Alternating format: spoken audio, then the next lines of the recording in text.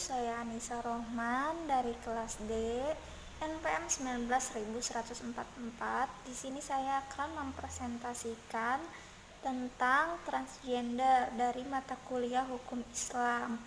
Nah, sebelumnya saya berterima kasih atas Hukum Unpas, terutama kepada Bapak Anton dan kepada Bapak Bunyamin selaku dosen mata kuliah Hukum Islam. Lalu kepada teman-teman yang saya cintai dan saya sayangi, dan terutama keluarga saya juga yang selalu mendukung saya dalam keadaan apapun dan untuk mengerjakan tugas ini. Nah, di sini pasti banyak yang bertanya-tanya, kenapa saya memakai masker saat presentasi video ini. Saya lagi sedang tidak sehat, yaitu sedang sakit cacar, jadi banyak cacar di muka saya, jadi saya memakai masker. Dan terima kasih kepada Bapak dosen, Bapak Bunyamin, telah mengizinkan saya untuk memakai masker, dan terima kasih pengertiannya. Di sini saya akan menjelaskan tentang transgender.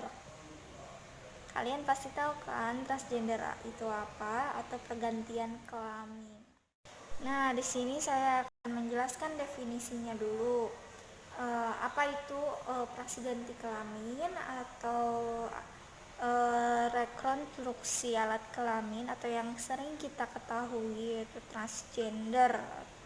Transgender adalah pemudahan yang merubah struktur seksual atau jenis kelamin, baik dari segi penampilan, dari fungsi dari seorang pria ke seorang wanita, atau maksudnya ganti kelamin dari alat kelamin pria ke wanita ataupun sebaliknya.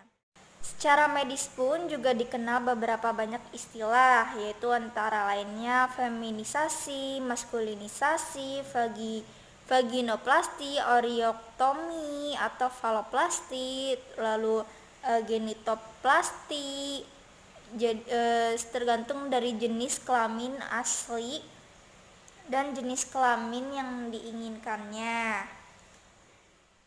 Hal ini dimanfaatkan oleh pribadi transgender untuk beralih gender dari laki-laki ke perempuan atau perempuan ke laki-laki sesuai karakter jenis kelaminnya, jenis kelamin biologisnya ya. Biasanya operasi ganti kelamin ini dilakukan oleh orang yang diketahui sebagai berperilaku yang tidak sesuai dengan jenis kelaminnya. Misalnya kalau di kehidupan kita tuh sering banyak ditemui biasanya bencong, banci maksudnya gitu ya.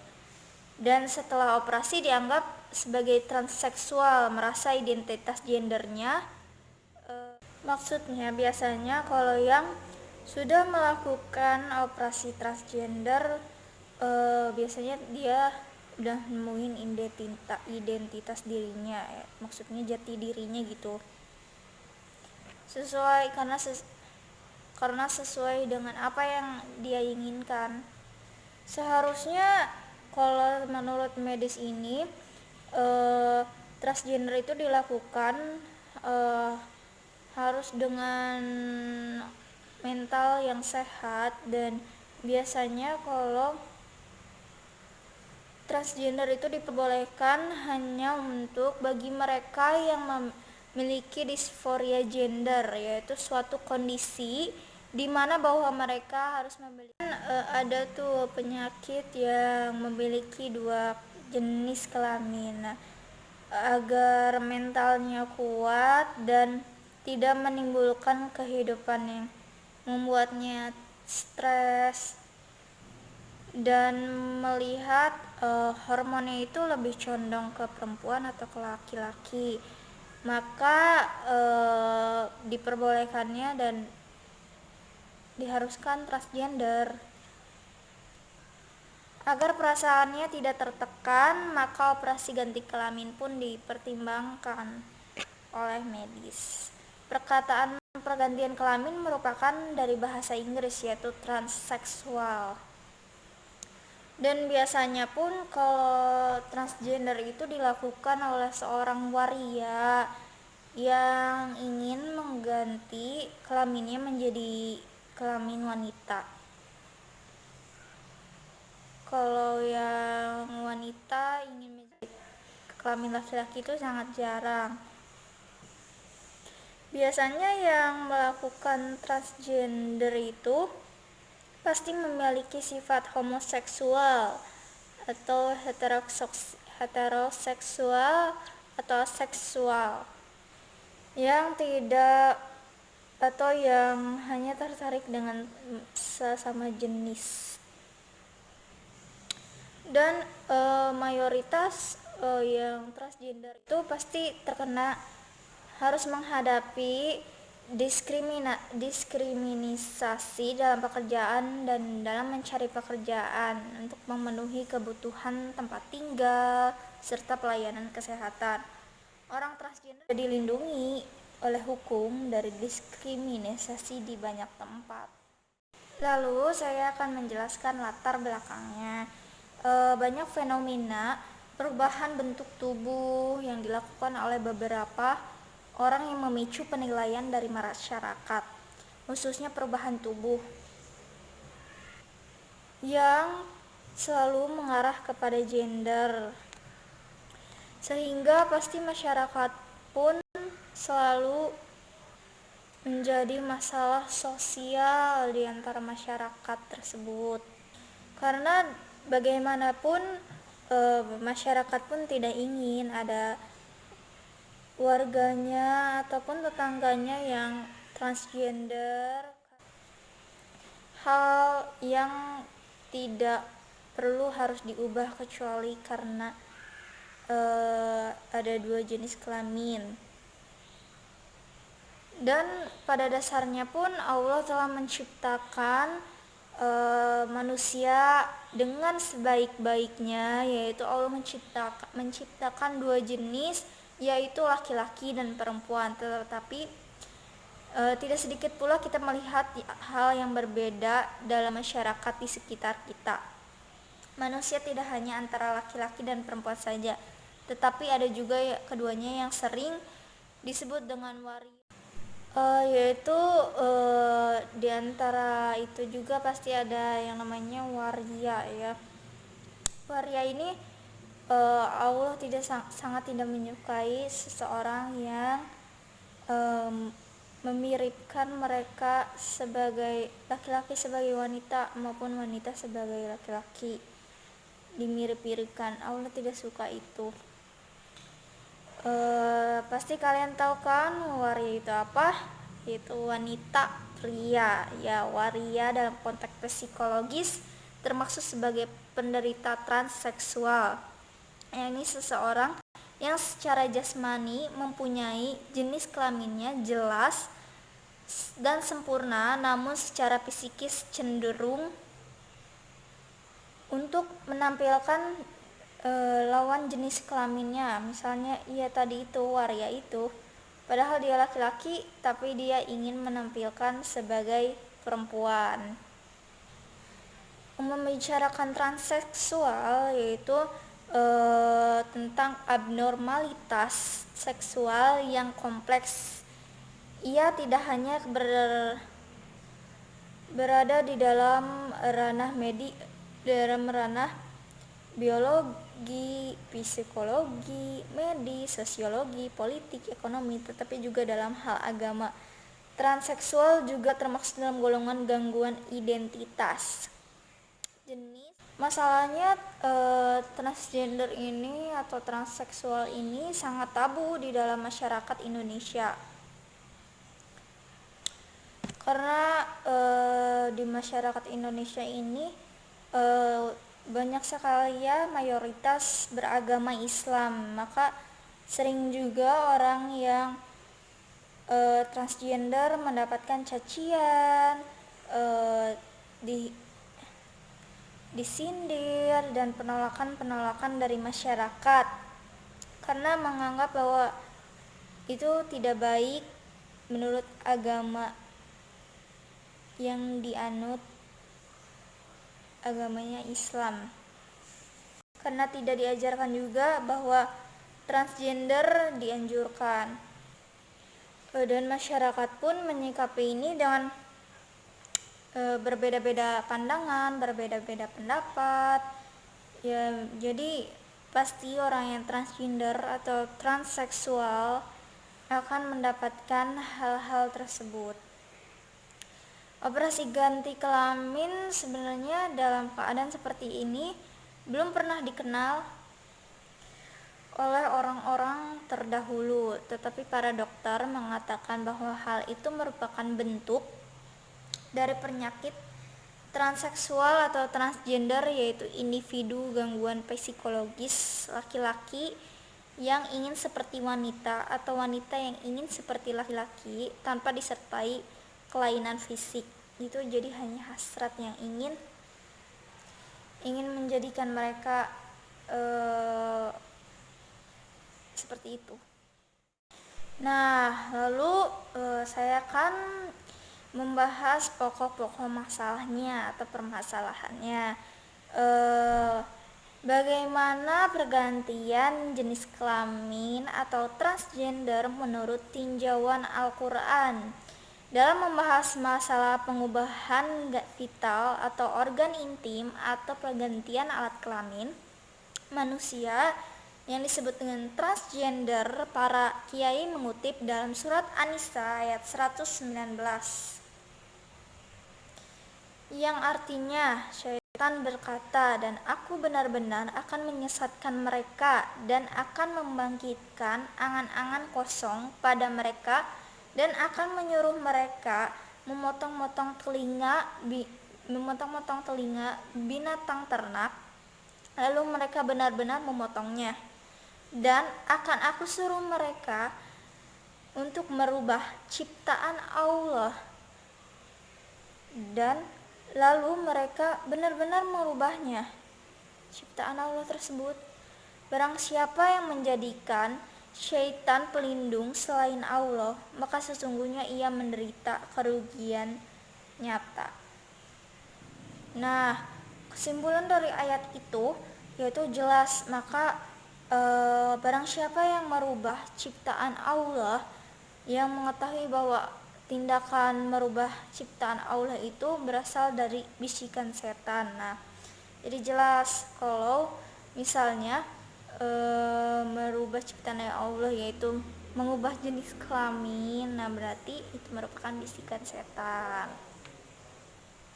Dan kalau udah kita tahu apa arti dari ayat tersebut dan mengetahui kita, maka kalau gitu kita jangan pernah mendengarkan bisikan-bisikan setan, apalagi merubahnya. Lalu pada surat Al-Hujurat ayat 13 yaitu, wahai manusia, kami menciptakan kamu terdiri dari laki-laki dan perempuan. Nah, ayat di atas menunjukkan bahwa manusia di dunia ini hanya terdiri dari dua jenis kelamin, yaitu perempuan dan laki-laki, dan tidak ada jenis lainnya. Tetapi di dalam kenyataannya kita dapatkan seseorang yang tidak mempunyai status yang jelas, bukan laki-laki dan juga bukan perempuan. Jadi Allah tidak menciptakan yang tidak jenis gendernya tidak jelas. Nah, lalu bagaimana transgender menurut Al-Hadis? Yaitu diriwayatkan dari Ibnu Abbas, yaitu sesungguhnya baginda Nabi Muhammad SAW melaknat para lelaki yang muhanits dan para wanita yang mutarjilat. Hadis riwayat Al-Bukhari dan Abu Dawud. Hadis ini secara tegas menyatakan bahwa baginda Nabi Muhammad SAW melaknat terhadap perilaku tahanus dan tarajul yang memastikan bahwa perbuatan tersebut hukumnya haram. Ingat ya, perbuatan tersebut adalah hukumnya haram. Di antara alasan tersebut karena telah menyalahi Dan hikmah larangan atau perbuatan seperti ini adalah menyalahi kodrat yang telah Allah berikan, yaitu sebagai laki-laki maupun sebagai perempuan. Lalu pada hadis riwayat Bukhari, Rasulullah Shallallahu Alaihi Wasallam melaknat laki-laki yang menyerupai wanita dan wanita yang menyerupai laki-laki. Yang seperti aku bilang tadi, Allah tidak menyukai itu, dan Rasulullah pun melaknatnya. Dan orang yang sempurna pun perempuan yang telah diberikan rahim oleh Allah, dan laki-laki yang telah diberikan sempurna kelaminnya, itu haram melakukan hal transgender. Lalu bagaimana pendapat para pakar hukum Islam, yaitu pendapat bagaimana transgender itu? Lalu menurut Abdul Hamid Asy-Syarwani dalam kitabnya Hayatus Syarwani, yaitu seandainya ada seseorang laki-laki mengubah bentuknya menjadi perempuan atau sebaliknya, maka jika ada laki-laki yang menyentuhnya, maka tidak akan batal wudunya, karena dirinya itu adalah laki-laki walaupun telah mengubahnya. Permasalahan pertama, lelaki yang mengubah bentuknya seperti wanita dan batal wudunya. Dalam permasalahan yang kedua, wanita yang mengubah bentuk seperti laki-laki karena dipastikan bahwa tidak ada perubahan secara hakikatnya, yang berubah tidak lain hanya bentuk luarnya saja. Nah, dari penjelasan para pakar hukum Islam yang tadi saya sebutkan itu, maksudnya itu dapat diketahui bahwa walaupun seorang telah mengalami transgender, maka tetap tidak bisa mengubah statusnya, dengan artian apabila seorang pria mentransformasikan dirinya menjadi wanita, statusnya tetap dianggap pria. Begitupun wanita yang mengubah statusnya sebagai laki-laki, tetapi pada hakikatnya ia adalah seorang wanita yang berubah ingin menjadi pria. Nah, lalu bagaimana transgender menurut hukum positif? Pada dasarnya dalam konteks hukum Indonesia atau konteks hukum yang ada di Indonesia, kita sebagai warga Indonesia harus menimbangkan segala sesuatu perilaku dari bermasyarakat, bernegara, dan berbangsa dalam kacamata hukum. Artinya antara warga negara, setiap orang pasti berbeda pendapat, namun dalam hal itu kajian hukum untuk mendapatkan status yuridisnya apakah dapat dibenarkan atau tidak taat pada norma hukum positif adalah salah satu konsensi patriotisme yang paling utama sebagai sendi-sendi perilaku konstitusionalis dalam bernegara. Dan hukum positif yaitu undang-undang tentang transgender, yaitu terdapat pada pasal 56 ayat 1, yaitu Undang-Undang Administrasi Kependudukan, yang di dalamnya dilakukan penetapan pengadilan negeri yang telah memperoleh kekuatan hukum yang tetap. Nah, sedangkan di dalam pasal ini yang dimaksud dengan peristiwa penting lainnya, yaitu pada pasal 56 ayat 1 ini maksudnya peristiwa yang ditetapkan oleh pengadilan negeri untuk dicatatkan pada instansi antara jenis kelamin. Lalu perubahan harus melaporkan kepada instansi pada pasal 1 ayat 7 Undang-Undang Adminduk atau Administrasi Kependudukan Pelaporan perubahan jenis kelamin ini merupakan kewajiban seseorang warga atau masyarakat Indonesia yang ingin menggantikan jenis kelaminnya tersebut. Hal ini Hal ini merupakan salah satu kewajiban bagi mereka yang ingin melakukan transgender. Dan ini juga harus dilakukan dalam pendaftaran pendudukan dan ke pencatatan sipil, dan diganti kelamin harus lewat pengadilan tentunya, yang menegaskan akta kelahiran harus didasarkan pada penetapan pengadilan. Undang-undang memberikan izin kepada seseorang yang ingin menggantikan atau melakukan transgender dengan alasan jika seseorang tersebut memiliki dua kelamin.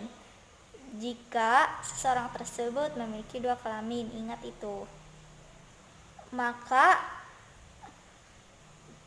jika seseorang tersebut jelas dengan alasan memiliki dua jenis kelamin tersebut, maka dari itu orang tersebut harus memilih jenis kelamin perempuan atau jenis kelamin laki-laki yang lebih condong, bagaimana hormonnya dia condong ke laki-laki atau ke perempuan.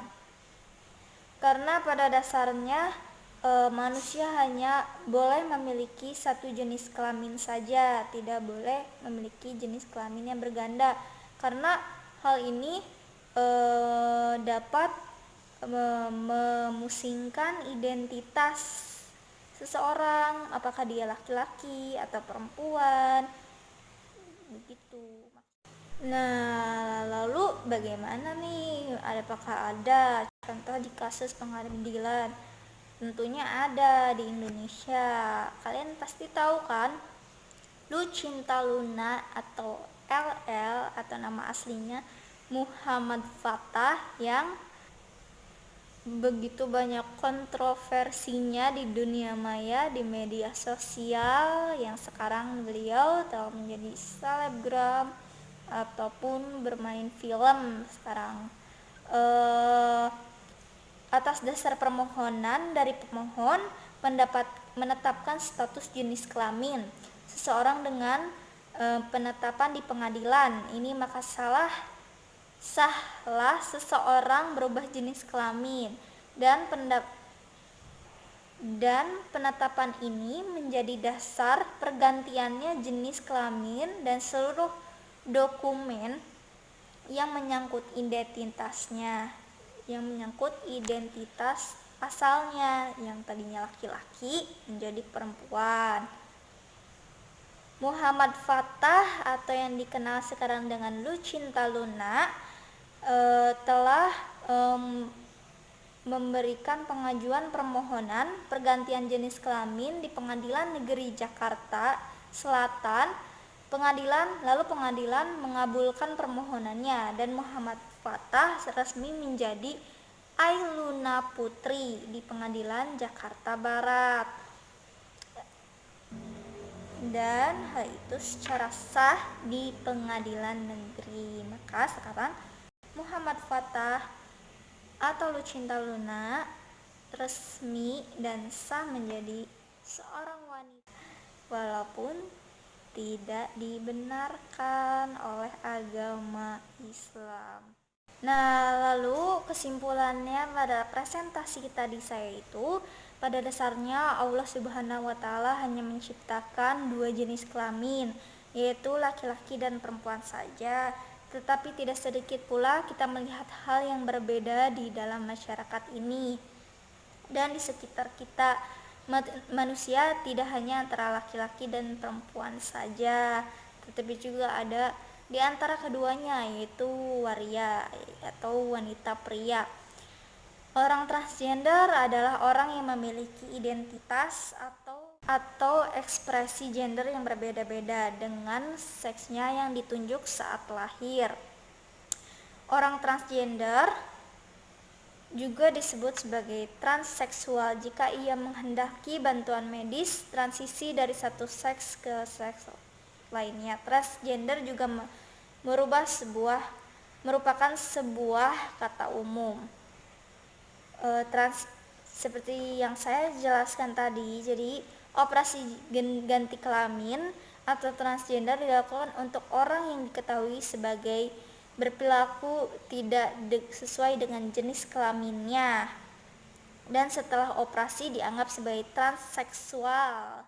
Saya sebagai penulis makalah dan pembuat video ini, yaitu kita sebagai makhluk ciptaan Allah yang lebih tinggi derajatnya dari ciptaan Allah yang lainnya dan diberi akal oleh Allah, sebaik-baiknya kita syukuri apa yang telah diberikan oleh Allah Subhanahu wa taala dan yang telah ditetapkan oleh Allah Subhanahu wa taala, karena apa yang telah diberikan oleh Allah maka itulah yang terbaik untuk kita. Jika kita terlahir sebagai laki-laki ataupun perempuan, sebaiknya syukuri karena itulah yang telah Allah berikan dengan terbaik untuk kita. Sudah selesai saya menjelaskan tentang transgender, mempresentasikan transgender dalam mata kuliah hukum Islam ini. Terima kasih dan mohon maaf bila ada kekurangan atau banyak kekurangan, dan jika ada salah kata yang maupun tidak disengaja ataupun disengaja, mohon maaf, karena saya juga masih dalam proses belajar, dan semoga kalian yang menonton ini diberikan kesehatan dan tercegah dari pandemi COVID-19 ini, dan semoga selalu dilindungi oleh Allah Subhanahu wa taala. Amin ya rabbal alamin.